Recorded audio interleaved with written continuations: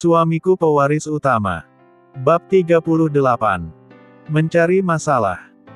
Biarkan dulu mereka menikmati kemenangan yang sementara itu. Tunggu sampai mereka benar-benar melakukan tindakan yang tidak terpuji padaku, juga pada perusahaanku, barulah kalian boleh bertindak. Jawab Hendy kalem. Dimengerti Tuan Muda. Ucap Rams senang. Sudah 2 bulan Elina dan keluarganya tinggal di Hong Kong. Perusahaannya pun sudah resmi berdiri, yang bergerak di bidang properti dan retail. Kolega nenek Elina, yang dulu meminta untuk ditransfer sejumlah uang, memang benar-benar menepati janjinya, untuk membantu menguruskan perizinan pembuatan perusahaan baru di kota Hong Kong tersebut. Tentu saja uang yang dikirimkan oleh Elina tersebut, tidak mencukupi untuk membuat sebuah perusahaan baru di kota Hong Kong tersebut, karena biaya perizinannya di sana terkenal mahal, terutama saat menyewa bangunan untuk dijadikan kantor dan lain sebagainya. Jadi kolega nenek Elina itu, juga menambahkan uangnya, agar perusahaan yang diinginkan oleh temannya itu, bisa berdiri di sana, dengan pembagian saham sebesar 60-40. Saham yang 604, dikuasai oleh nenek Elina, sedangkan yang 404 lagi, dikuasai oleh temannya itu. Hadwin sebagai seorang menantu, yang dulu pernah menjabat sebagai seorang manajer di perusahaan Birawa Group, dipercayakan untuk mengelola perusahaan yang baru didirikan oleh nenek mertuanya itu. Selama 2 bulan ini, perusahaannya terus berkembang pesat, karena Hadwin benar-benar menggunakan keahliannya, untuk mengatur perusahaan itu, agar terus berkembang, dan mendapat kepercayaan dari masyarakat kota Hong Kong. Karena perusahaannya bergerak di bidang properti dan retail, tentu saja dalam masa singkat, perusahaan tersebut telah dikenal oleh sebagian besar masyarakat kota Hong Kong, terutama masyarakat kalangan bawah, karena mereka bergerak di bidang properti, yang menyasar masyarakat menengah ke bawah. Sedangkan usaha di bidang retail itu, menyasar ke semua golongan, hingga usaha supermarket yang mereka bangun itu, sudah dikenal luas, bahkan sampai saat ini, sudah ada 1 cabang baru yang didirikan di wilayah lain, atau tepatnya di pusat perbelanjaan Dragon Center. Nenek sangat puas atas pencapaian perusahaan kita itu, walaupun masih berskala kecil, tapi nenek yakin.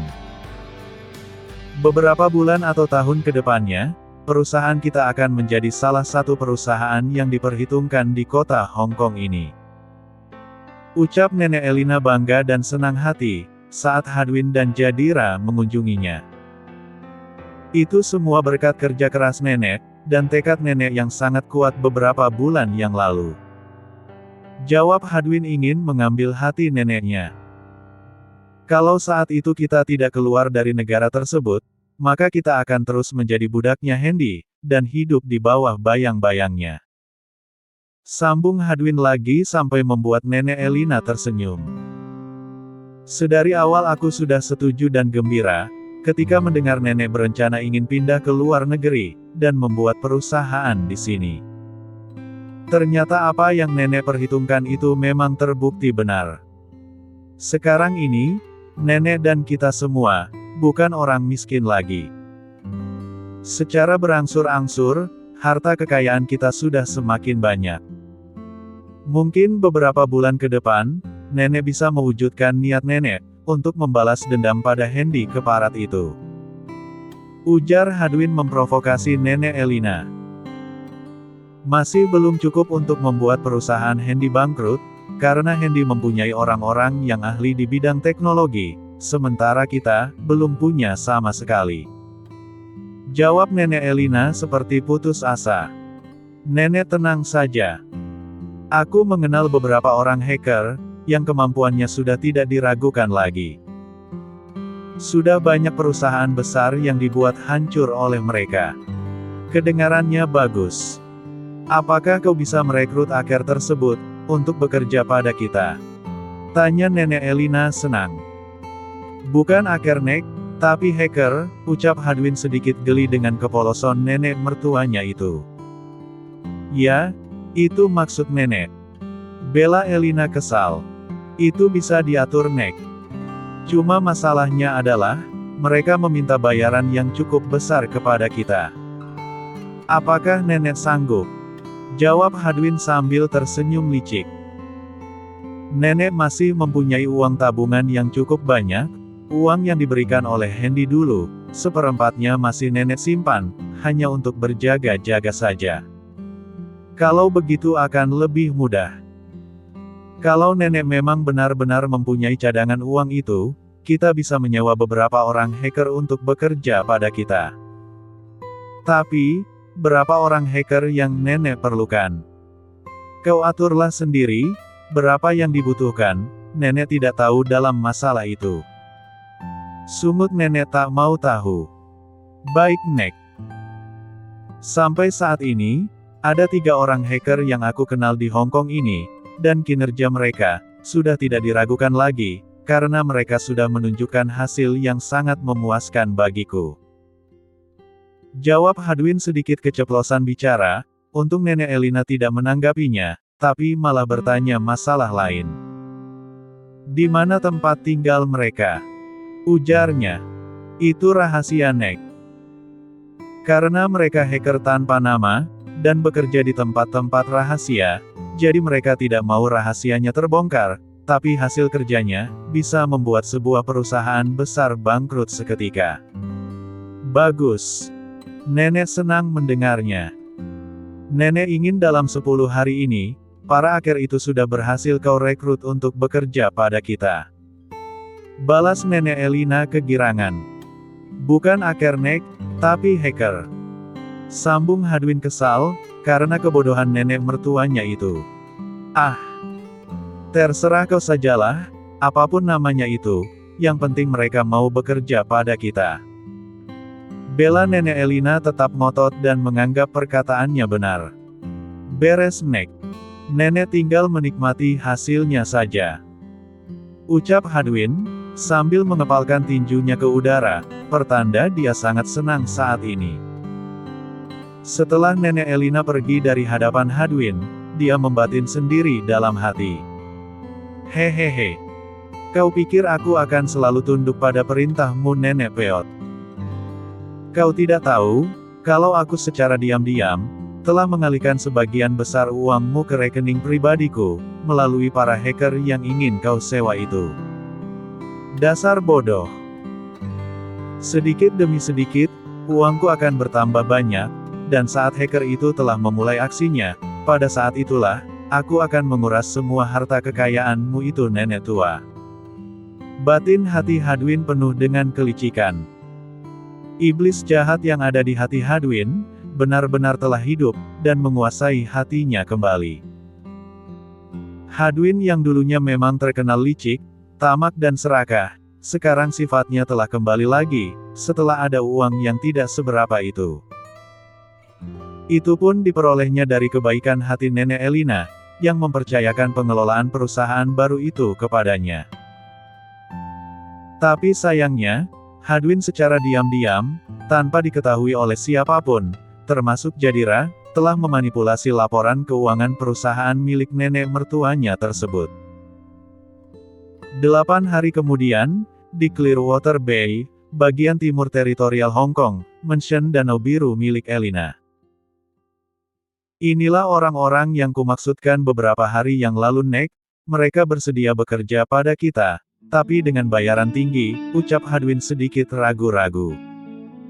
Tidak masalah. Asal kalian bisa membuat perusahaan musuhku bangkrut, maka aku akan memberikan bayaran yang besar kepada kalian. Jawab Elina tanpa ragu-ragu lagi, sambil melihat satu persatu hacker yang dibawa oleh Hadwin tersebut. Ketiga orang hacker yang saat ini berada di hadapan nenek Elina, tidak bergeming sedikit pun, mereka hanya mengangguk kecil, ketika ditatap oleh nenek Elina. Wajah ketiganya separuh tertutup oleh kain, yang langsung menyatu dengan penutup kepala mereka, berbaju hitam, kacamata juga hitam, semakin meyakinkan bagi siapa saja yang melihatnya, bahwa mereka memang benar-benar hacker yang berkemampuan tinggi. Baik. Mulai hari ini, kalian resmi bekerja padaku. Hadwin, bawa orang-orang ini ke apartemen yang sudah kita sewakan untuk mereka. Perintah Nenek Elina tegas. Baik, Nek. Jawab Hadwin singkat. Sementara itu di kota Golden City, tepatnya di ruang kendali milik Handy. Saat ini, Rams dan anak buahnya tengah memantau satu pergerakan yang mencurigakan, berasal dari wilayah Asia Timur. Bos, lihat. Ada anonymous hacker yang sedang berusaha menembus sistem pertahanan kita. Lapor salah seorang anak buah Rams gugup. Cepat tangkis dan blokir pergerakan mereka, dan cari tahu di mana lokasinya. Perintah Rams sigap. Yang lain, cepat buat pertahanan berlapis, untuk memperkuat pertahanan yang ada. Perintah Rams lagi. Baik, bos. Jawab mereka serempak, dan langsung mengoperasikan komputernya masing-masing, dengan memasukkan berbagai macam kode rumit, ke dalam aplikasi yang ada di komputer tersebut. Ini tidak bisa dibiarkan. Aku harus melaporkannya pada Tuan Muda. Batin Rams dalam hati. Kalian terus pantau, dan buat pertahanan berlapis, dan blokir usaha mereka, agar tidak masuk ke sistem pertahanan kita. Sementara aku akan menemui Tuan Muda. Baik, bos. Percayakan saja pada kami. Ucap para hacker itu senang. Rams bergegas keluar dari ruang kendali, atau ruang operator para hackernya itu, dan bergegas untuk menemui Handy. Setelah mendapat izin untuk masuk, Rams segera menemui Tuan Mudanya, untuk melaporkan kejadian yang barusan terjadi di ruang operator tersebut. Setelah mendapatkan laporan dari anak buahnya, Handy bergegas pergi menuju ke ruang operator miliknya itu. Di sana Handy mendapati, beberapa anak buah Rams, sedang berjibaku membuat pertahanan berlapis-lapis untuk menangkis serangan hacker dari luar itu. Apakah sudah diketahui, dari mana lokasi hacker tersebut? Tanya Handy penasaran. Sudah, Tuan. Lokasinya berada di Samsuipo, Hong Kong, atau tepatnya, di mikro apartemen, jawab salah satu bawahan Rams. Apakah selama ini usaha mereka sudah berhasil? Tanya Handy lagi penasaran. Belum, Tuan. Sistem pertahanan kita tidak akan mudah ditembus oleh siapapun, jadi Tuan tenang saja. Jawab Rams, mewakili anak buahnya. Cepat retas, dan kenali siapa para hacker itu. Aku yakin, ini ada hubungannya dengan nenek yang tidak tahu diri itu. Ucap Rams kesal. Baik, Tuan. Rams tampilkan lokasi dan titik koordinatnya, agar aku bisa melihat, siapa orang yang telah berani melawanku itu. Perintah Handy sambil mengepalkan tangannya erat-erat. Siap, Tuan. Jawab Rams singkat. Dengan cekatan, Rams mengoperasikan komputernya, dengan memasukkan beberapa kode-kode rumit ke dalam komputernya.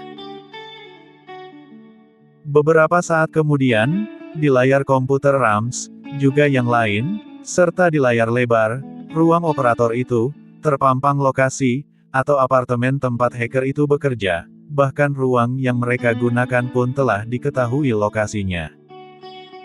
Itu lokasinya, Tuan, dan itu para hackernya, mereka ada 3 orang, tapi... Tuan lihat itu. Teriak Rams kuat. Hadwin. Ternyata kau orangnya. Teriak Handy terkejut sekaligus geram. Aku telah menduga sebelumnya, pasti ini ada hubungannya dengan nenek yang tidak tahu diri itu.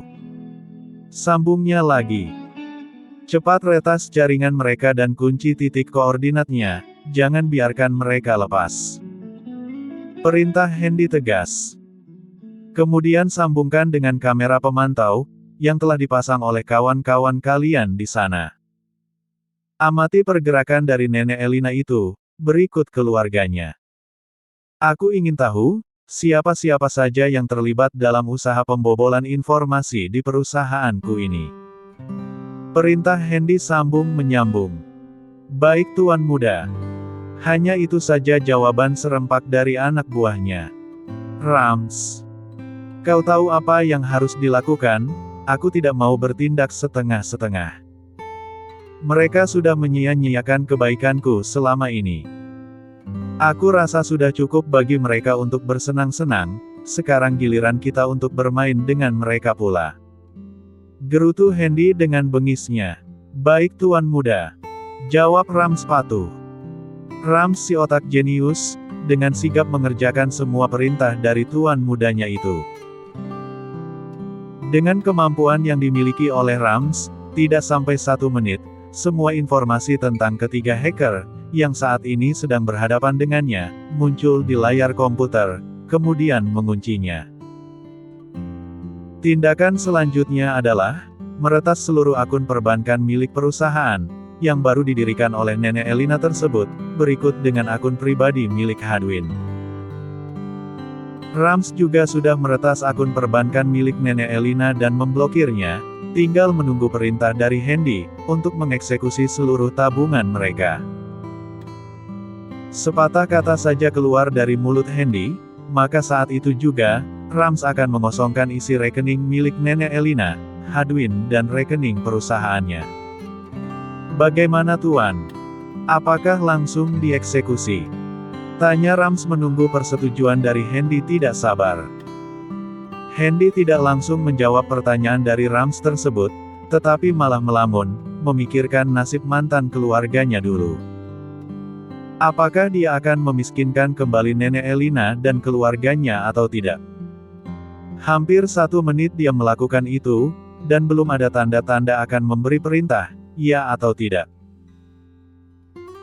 Rams yang selalu tenang, kali ini kelihatannya sedikit khawatir dan gelisah, ketika melihat keraguan yang ada di wajah Tuan Mudanya itu, lalu memberanikan diri menyapa tuannya dengan berkata, "Tuan Muda," ucapnya takut-takut. Hendy yang mendapat teguran dari Rams tersebut, jadi tersadar, lalu berkata, "Hah, lakukanlah." Jawabnya singkat, tapi mengandung penyesalan yang sangat dalam. "Siap Tuan Muda," respon Rams senang. Kemudian tanpa membuang waktu lagi, dan takut Tuan Mudanya berubah pikiran, maka Rams segera mengerjakan tugasnya itu. Langkah pertama adalah, mengosongkan isi tabungan di rekening milik Hadwin, dan dipindahkan ke rekening cadangan 1. Langkah selanjutnya adalah, mengosongkan isi rekening milik perusahaan yang dikelola oleh Hadwin tersebut. Dan langkah ketiga adalah, mengosongkan seluruh isi rekening dari Nenek Elina, sampai tidak tersisa sepeser pun. Hanya membutuhkan waktu sekitar 1,5 menit, ketiga rekening tersebut sudah kosong semuanya. Hendy yang melihat proses pemindahan uang itu, bukannya senang, tetapi malah sedih, itu terlihat dari roman wajahnya yang sedikit bertekuk, seperti menyesali sesuatu. Sejujurnya di hati Hendy yang paling dalam itu, tidak sampai hati, untuk membuat keluarga yang telah menolong nyawanya dulu, menjadi miskin kembali dan teraniaya. Dua sisi hatinya berperang satu sama lain. Apakah perbuatannya itu benar atau salah? Sisi di sebelah kiri mengatakan, "Biarkan saja Hendy, hajar dan habisi mereka." Namun sisi sebelah kanan mengatakan, "Kasihan mereka Hendy, walau bagaimanapun mereka dulu pernah menolongmu. Yang menolongmu dulu adalah kepala keluarganya, bukan istri dan anaknya Hadwin. Mereka apalagi cucunya, terus-menerus menghinamu sepanjang masa. Apakah kau akan diam saja Hadwin? Berpikirlah.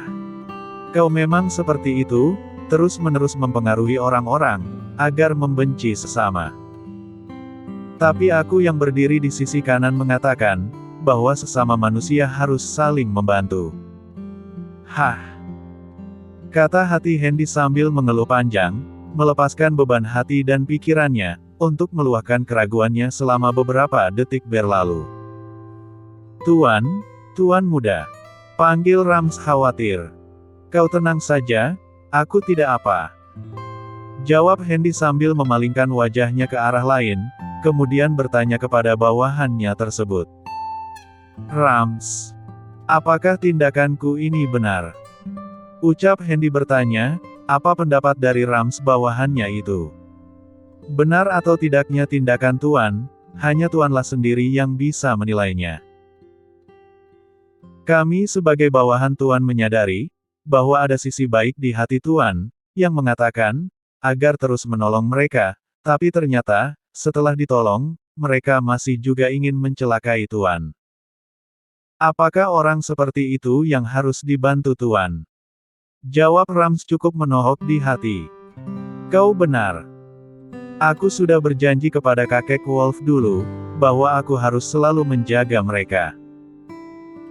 Tapi, walau masih ada keraguan di hati, aku terpaksa melakukan ini, agar mereka benar-benar sadar, bahwa tindakan mereka itu salah. Ucap Hendy melepaskan kegundahannya di hati. Setelah mengucapkan itu, hati Hendy sudah sedikit lega, lalu bertanya kepada Rams lagi. Apakah sampai saat ini, mereka sudah menyadari, bahwa tabungan di rekening mereka telah kosong? Tanya Hendy setelah bisa lepas dari keraguannya. Belum diketahui Tuan, karena belum ada pergerakan sedikit pun dari mereka. Jawab Rams ragu-ragu. Karena seluruh rekening mereka sudah diretas, dan kontrolnya ada pada kita, maka mereka tidak menyadari sama sekali, ditambah dengan seluruh rekening mereka telah kita blokir. Sambung Rams panjang lebar. Tindakan yang perlu segera diambil adalah, memberi pelajaran kepada Hadwin dan 3 hackernya itu. Cepat hubungkan aku dengan Hans dan Robin di sana. Perintah Hendy mulai semangat. Siap Tuan Muda. Sambut Rams cepat, lalu segera mengerjakan perintah dari Tuan Mudanya itu. Tidak sampai 5 detik, Hendy sudah terhubung dengan kedua orang bawahannya itu, yang saat ini tengah berada di kota Hong Kong. Setelah salurannya tersambung, tanpa berbasa-basi, dan membuang waktu lagi, Hendy segera memerintahkan mereka dengan berkata, "Bawa orang-orangmu, dan pergi ke Sam Sui Po, mikro apartemen, untuk memberi pelajaran pada Hadwin dan orang-orangnya di sana. Nanti akan dikirim lokasinya kepada kalian." "Baik Tuan Muda," jawab Hans dan Robin serempak. Tak lama sesudah itu, di handphone Hans dan Robin, masuk sebuah notifikasi, yang memberitahu lokasi Hadwin dan orang-orangnya berada. Setelah membaca dan mempelajari petunjuk itu, tanpa dijelaskan pun, mereka berdua sudah memahami, apa yang harus mereka lakukan sesudahnya. Hans dan Robin, segera mengumpulkan orang-orangnya, dan langsung pergi ke lokasi yang ditunjukkan oleh Hendy tadi. Karena ini adalah Hong Kong, tempat di mana orang-orang kuat dan kaya bertebaran, maka Hans dan Robin tidak mau bertindak ceroboh. Mereka berdua, juga 20 orang-orangnya, mengenakan baju rapi, yang dilapisi dengan jas biru navy, serta berkacamata hitam, yang dipasang di wajah mereka masing-masing. Setelah dirasa siap, Hans memerintahkan kepada mereka semua, untuk menaiki beberapa mobil, yang sengaja mereka sewa selama berada di sana. Dengan menggunakan 6 buah mobil, mereka segera meluncur ke lokasi yang dimaksud. Karena jaraknya tidak begitu jauh dari tempat mereka menginap, hanya membutuhkan waktu sekitar 15 menit, iring-iringan mobil mereka, sudah sampai di pelataran mikro apartemen tersebut. Tapi alangkah terkejutnya mereka, begitu sampai di lokasi itu, di pintu masuk apartemen tersebut, berdiri puluhan laki-laki yang kelihatannya sangat kuat, bersenjatakan tongkat, semacam pemukul bisbol, dan beberapa di antaranya, memegang parang sepanjang 50 cm, tapi berukuran sedikit lebih lebar dari biasanya. Begitu melihat 6 buah mobil memasuki pelataran apartemen, beberapa di antaranya langsung mendekati mobil itu, dan bersiap-siap, untuk memberikan kejutan kepada penumpangnya. "Bagaimana bos, kita turun sekarang atau nanti?" tanya salah seorang anak buah Hans tidak sabar. Sejak kapan kau menjadi tidak sabaran seperti itu? Bersikap tenang, kalau tidak, percuma kau menjadi pengawal tuan muda. Jawab Hans bernada marah, lalu dia turun duluan dari dalam mobil yang dinaikinya tadi. Setelah dia keluar, Hans segera memerintahkan kepada seluruh anak buahnya, untuk keluar dari dalam mobil dengan berkata, "Semua turun." Perintahnya tegas, sambil mengedarkan pandangan matanya, ke arah orang-orang yang sedang mendekatinya itu. "Apa urusan kalian ke sini? Ini wilayahku. Tak seorang pun bisa masuk sebelum mendapat izin dariku." Gertak seorang pria berbadan tambun, tapi kelihatan kuat, sambil memainkan belati lebarnya di udara, sesaat setelah jaraknya tinggal 3 meter lagi dari Hans. "Begitukah?" jawab Hans cuek. "Kurang ajar, ditanya baik-baik malah melawan. Hardiknya kuat. Cepat hajar orang-orang bodoh itu." Teriaknya marah. Bersambung.